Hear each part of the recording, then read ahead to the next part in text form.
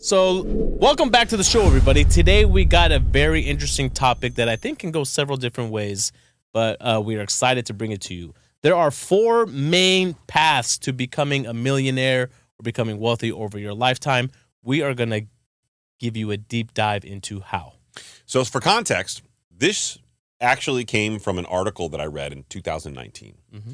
The concept stuck with me for some time, and I want to credit the author because this is actually somewhat of a short version of his longer book. So these are from the book Rich Habits, okay? And it's a study by, and I'm going to forget his name here, Tom Corley, I think is whatever it is. Yeah. Here you go. He pulled Tom it up Corley. already. Is that it? Mm-hmm. Yeah, Yep. okay, great. So I read this on CNBC Make It back in 2019, and it stuck with me as it just rang super true.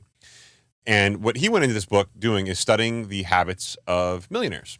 And coming out of this study and this book, he really narrowed it down to 4 unique paths that people take to become millionaires, in most cases without recognizing or appreciating that they're down one of these paths. It's just who they are, is almost like a personality quirk. Yeah, that's exactly the point that I was going to make right now is, you could do a self-assessment of yourself and try to figure out which one of these 4 you are more likely to be and really focus in and hone in on one of these paths. So we are going to put the article in the show notes, but I am going to quote some of the paragraphs because I think it's really important for context, particularly the percentage of the population that's in each one of these subsets. Mm-hmm. All right, so subset number 1, the saver's path.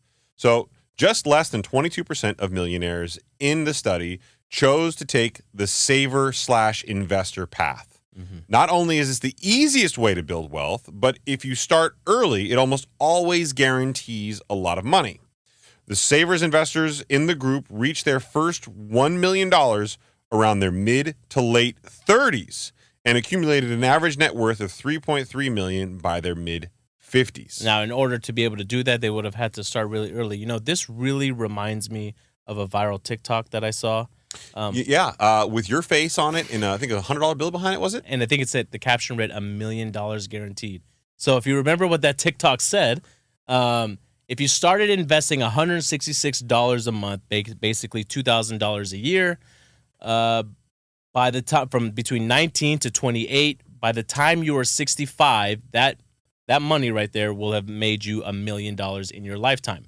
Had you waited to start investing until after 28 and you kept investing that $2,000 for the next 38 years, you would still come out with $800,000. That's $200,000 less. All that really is trying to paint out is the earlier you start, the better. Yeah. And I should point out, 1.5 million views, and I did a lot of defending you to a bunch of morons on that post. Yeah. For friend purposes, I should get a little bit of credit. You do, yeah. That's all I'm saying. I do appreciate that. And for that path right there, look, it's guaranteed success, but what does it take to get there? It requires long-term commitment, right? And a lot of discipline. So let's talk about what that looks like. There's actually 4 distinct kind of things that this saver/investor path really came down to. It sounds easy. It sounds like just saving.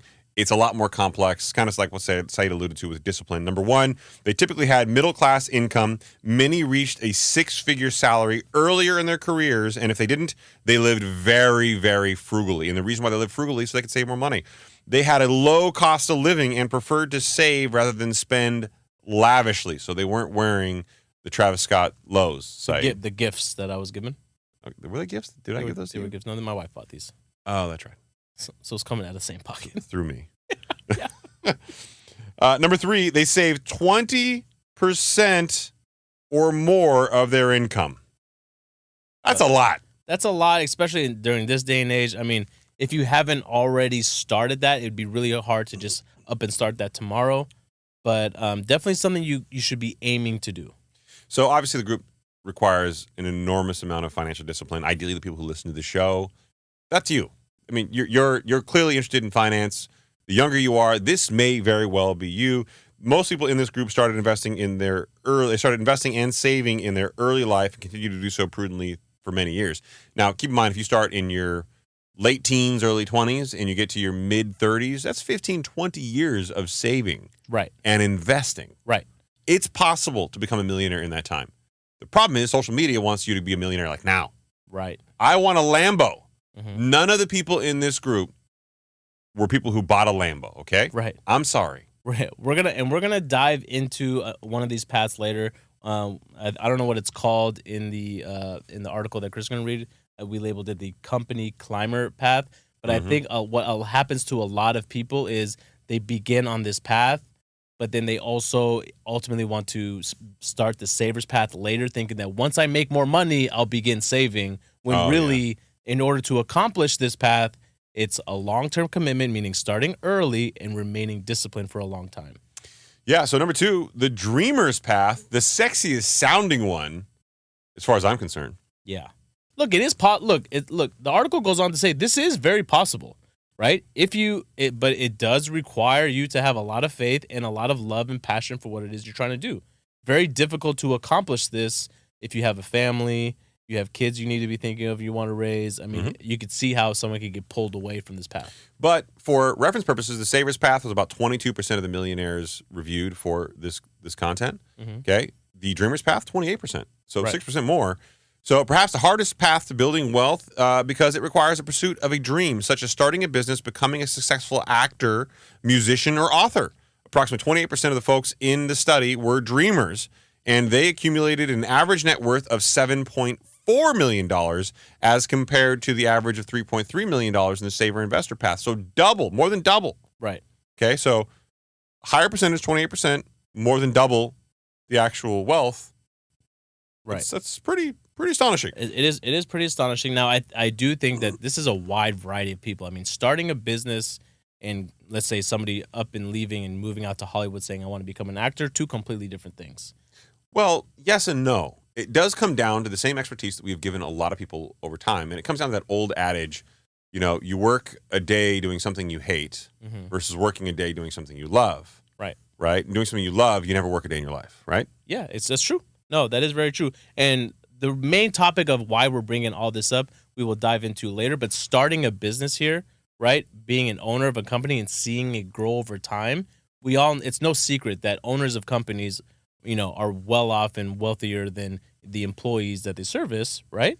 But why is that? It's because they believe in the process and they stick to what they believe in. As the company grows, your net worth grows because of the value of the company grows. Sure, I should point out, out of the 4 things we're going to talk about, the dreamer's path is by far and away the greatest wealth builder, and they actually did it in a pretty narrow period of time, on average about 12 years. Wow. So this is the group out of the 4 that makes the most amount of money, accumulates the most amount of wealth.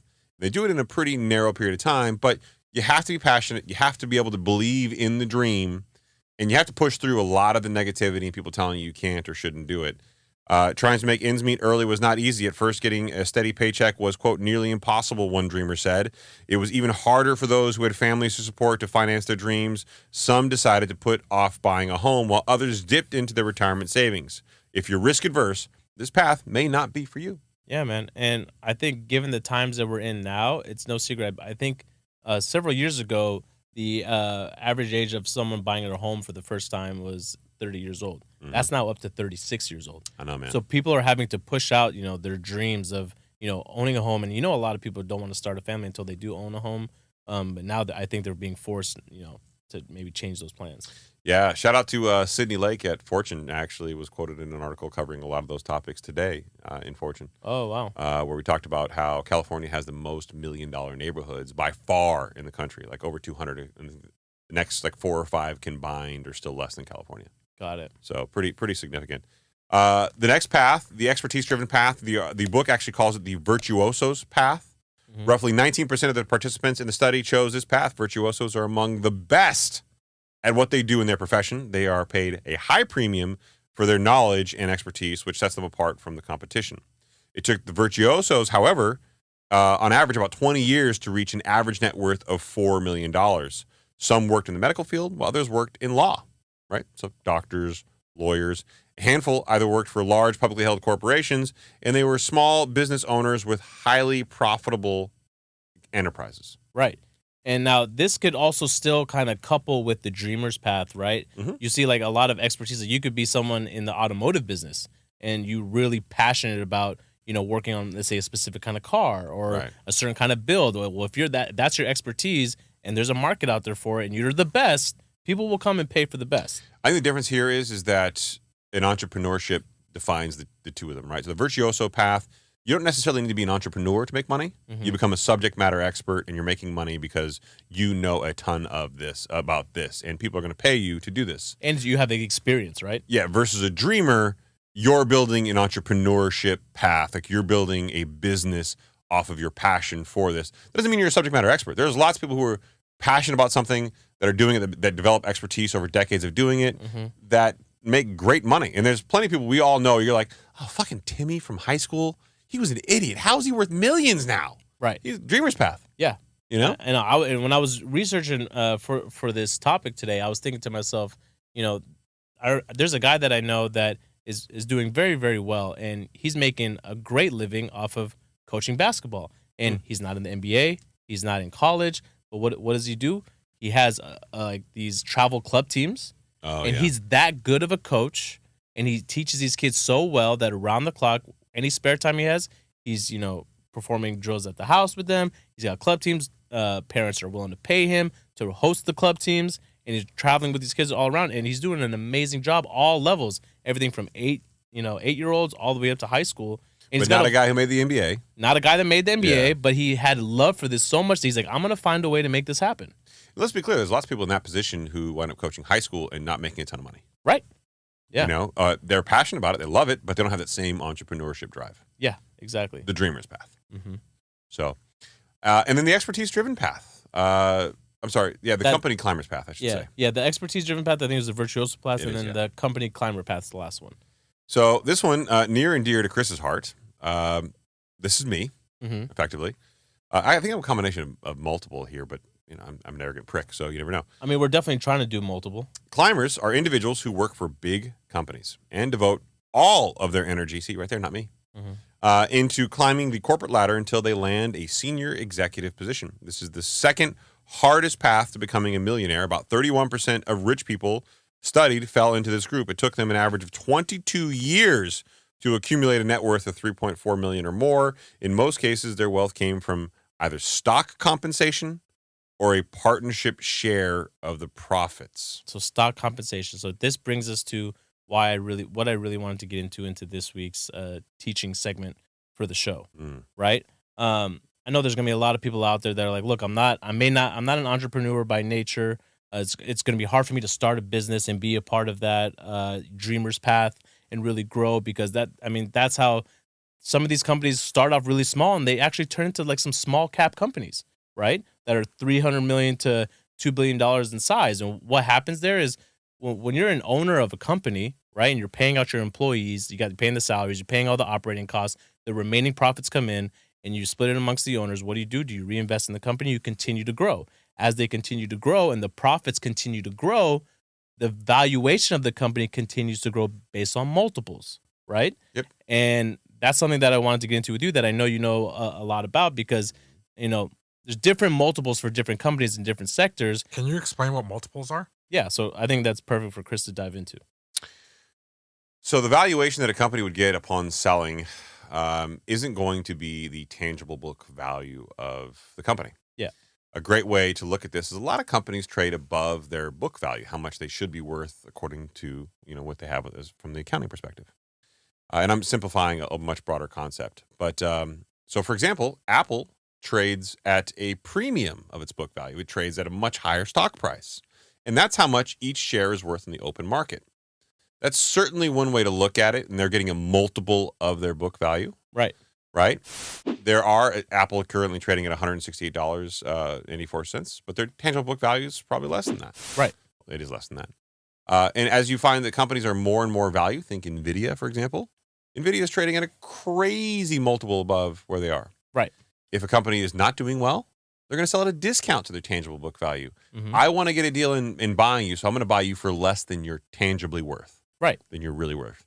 Now, there are things that you can do when you talk about selling a company, whether private or public, where you get a multiple of selling your company. So, for example, a great way in the banking sector to look at this, as banks with a wealth advisory arm typically sell for a higher multiple than a bank alone. So somebody would pay more money for that than they would for just the bank if it were by itself. And the reason why is it's perceived to be inherently, number one, a greater source of revenue, other streams of income, and a stickier relationship to the clients who do banking and wealth advisory services with you. Right. So it's just a way to really say, hey, is this company worth more than their book value, than their tangible real value? Yes. Or are they worth less? Yeah, exactly. And this is the thing that you always see on Shark Tank, right? When they come in and they ask you, well, what do you think your company's worth? And they value it, and they're always laughing at it, right? Well, and there's sector and industry multiples too. So for example, the tech sector, it might trade at a certain multiple.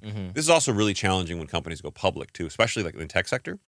If you're Uber and you go public and there isn't another rideshare service around, and you're kind of democratizing a space and changing the way it works, like taxis, how do people know what your multiple should be? What do they peg you to as a recent trading similar like company? Yeah, we bring that up all the time on the show. There's no other company really out there like you, right? So to break it down just a little bit further, Odun, like you said, let's say a company generates $1 million in revenue. They have operating costs of $300,000. You're now left with $700,000. Let's say you have $200,000 worth of salaries you got to pay out. Let's just say we're really simplifying this, and you're left with $500,000 in profit. If you compare this said company to other companies like it, and it's trading at a 5 multiple, then that means your company's valuation is $2.5 million, right? Yeah, multiples of EBITDA, right?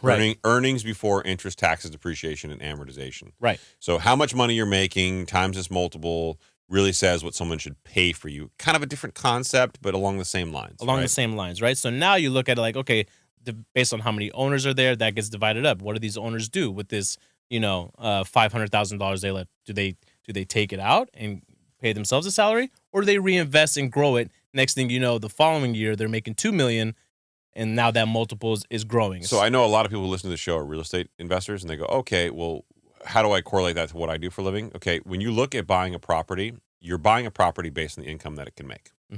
So if I, an investor, want to buy this piece of real estate, it can make me X amount of dollars every single month, so I'm willing to pay more or less for it because of how much money it'll make. A multiple is the same concept, right?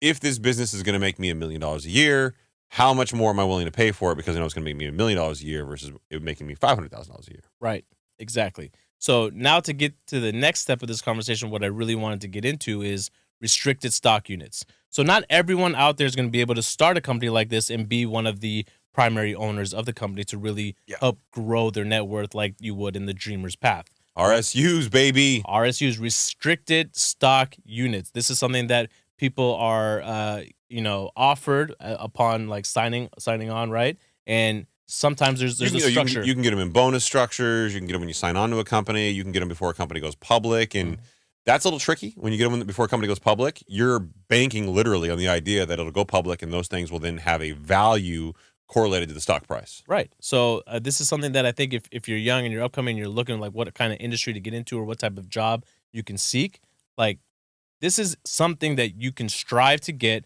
And so you can own a part of the company. And as time goes on, your wealth will continue to grow, right, exponentially because you do own them.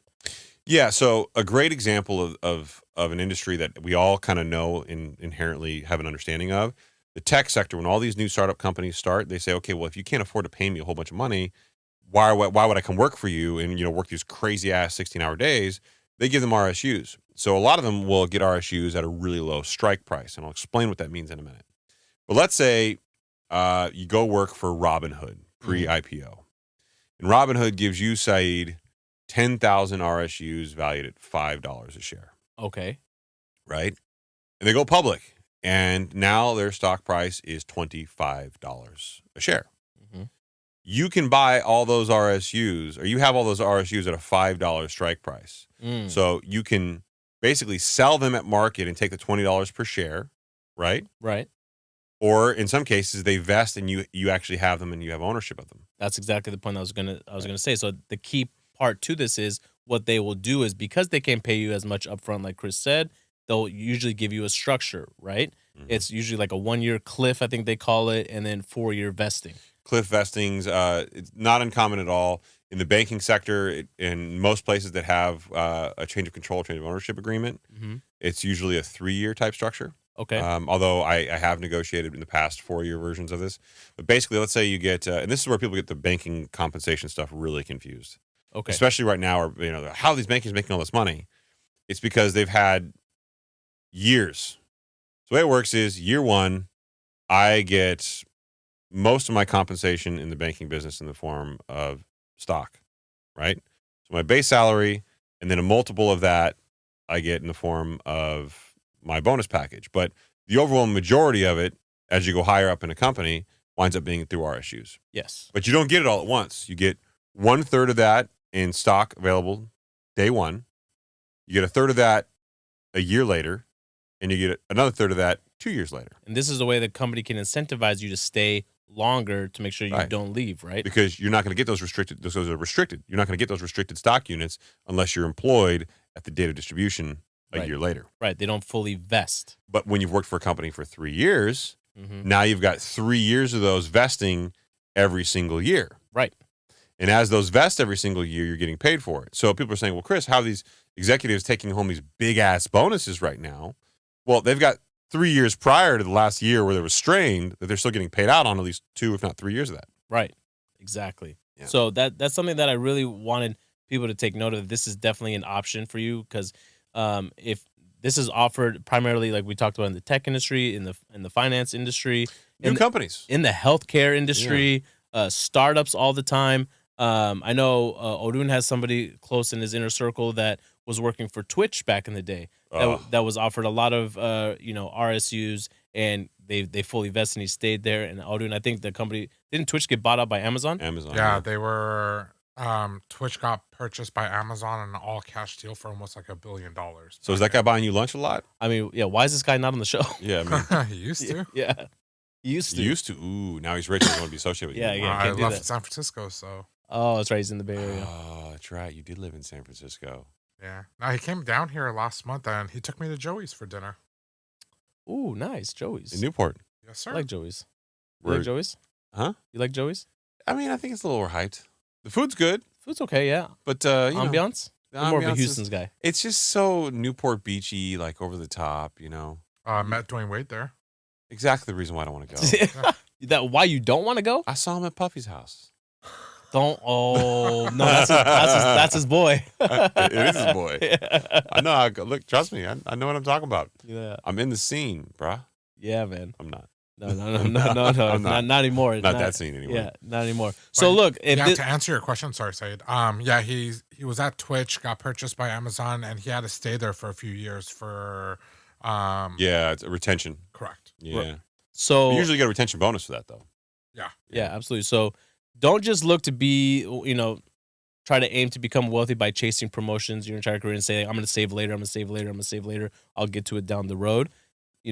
Try to invest if you can. If you can actually find yourself an opportunity where you can land a job that gets you some RSUs, you're in the money. But really maybe do a self-diagnosis on whether you are in the saver's path, the dreamer's path, the virtuoso path, or the company climber path. So I will deviate from the article a lot here.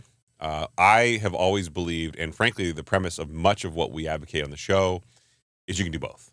Okay. And we're doing it right now. And yeah, we are. So again, most of your wealth is not going to be created in your 9 to 5. It's going to be created in your 5 to 9. And that's because most people are going to be in the saver's path, the dreamer's path, right? And few of you will be in the expertise or company climber's path. I know the percentages of those who you interviewed are what they are, but for the population, the savers and the dreamer's path are probably the most two attainable. Mm-hmm. But you can do both of those while working a full-time job. Oh yeah, absolutely. I had this conversation with a buddy of mine, actually just the other day, who was telling me, how he's like, man, like I really want to start making some moves. I really dislike my 9 to 5, and I just want to be. I know who this is. No, you don't know this person. And this Lies. no, I promise. And then because he's like, I just want to become financially free, and that whole spiel, right? And I said, listen, man, I want you to know, I work with some people that can very much quit their 9 to 5 because they have done enough on the side, but you don't ever give this up. You continue to do this while doing that. I mean, if he really hates it, give it up. But I mean, you got to have this is the part that bothers me about people is they get so burnt out. They're like, fuck it, I don't want to do this anymore. And then they don't think about the logistics. Yeah. Okay, here's the truth. My 9 to 5 gives me health care. Yeah, I mean, there's that. That's a pretty big cost when you've got a young son and a beautiful wife and, Right. Even if I wanted to quit, there are ramifications that are costly. And easily I could do that and run it through my companies or whatever. But there are benefits to doing both for as long as you can. If you really hate your job, every single day, then look to change jobs, but don't just quit. Like, be strategic. Yeah, be strategic, right? And try to, like, shift focus, right? Don't forget what the plan, what the goal is, too. You know what I mean? I mean, clearly this certain individual was very happy with the output and how much he was making, right? Just didn't like exactly what he was doing, throughout the day. Did you ask them the patented question, which always changes perspectives? Would you be happier if you made more money? No, I didn't ask that question. Most people would say, well, yeah, I mean, yeah, I'd be okay. And it's like, okay, well, then you don't hate your job. Right. You just don't feel valued by your job. Yeah, exactly. There's a very tangible, tactile difference there. Yeah, and then right there, there's poor management. It could be a lot of things. I mean, it could be you don't feel like you're part of something bigger. It could be, the problem is so many people require different things from their employer to feel fulfilled. Mm-hmm. But not everybody communicates those things. Some people are just like type A, aggressive, like, hey, I'm going to call you when I need something. And some people are like, why hasn't my boss called?